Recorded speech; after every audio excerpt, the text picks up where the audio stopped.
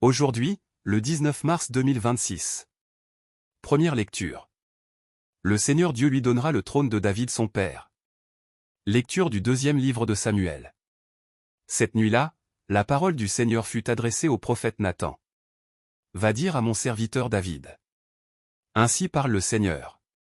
Quand tes jours seront accomplis, et que tu reposeras auprès de tes pères, je te susciterai dans ta descendance un successeur, qui naîtra de toi, et je rendrai stable sa royauté. C'est lui qui bâtira une maison pour mon nom, et je rendrai stable pour toujours son trône royal. Moi, je serai pour lui un père, et lui sera pour moi un fils. Ta maison et ta royauté subsisteront toujours devant moi. Ton trône sera stable pour toujours. Parole du Seigneur.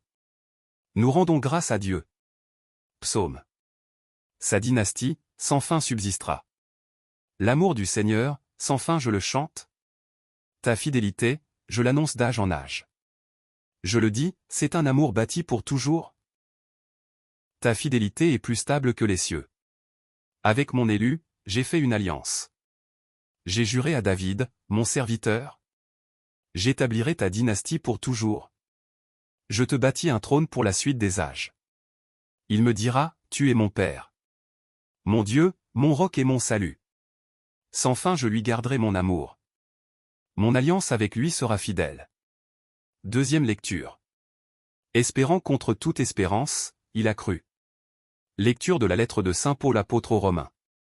Frères, ce n'est pas en vertu de la loi que la promesse de recevoir le monde en héritage a été faite à Abraham et à sa descendance, mais en vertu de la justice obtenue par la foi.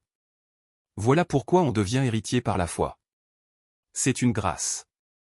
Et la promesse demeure ferme. Pour tous les descendants d'Abraham.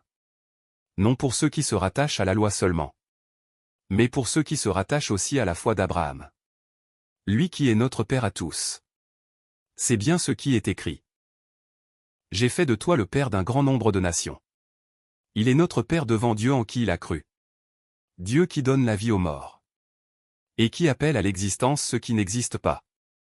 Espérant contre toute espérance, il a cru. Ainsi est-il devenu le Père d'un grand nombre de nations. Selon cette parole. Telle sera la descendance que tu auras. Et voilà pourquoi. Il lui fut accordé d'être juste. Parole du Seigneur. Nous rendons grâce à Dieu. Évangile. Joseph fit ce que l'ange du Seigneur lui avait prescrit. Gloire et louange à toi, Seigneur Jésus. Heureux les habitants de ta maison, Seigneur. Ils pourront te chanter encore. Gloire et louange à toi, Seigneur Jésus. Évangile de Jésus-Christ selon saint Matthieu. Jacob engendra Joseph, l'époux de Marie, de laquelle fut engendré Jésus, que l'on appelle Christ. Or, voici comment fut engendré Jésus-Christ. Marie, sa mère, avait été accordée en mariage à Joseph. Avant qu'ils aient habité ensemble. Elle fut enceinte.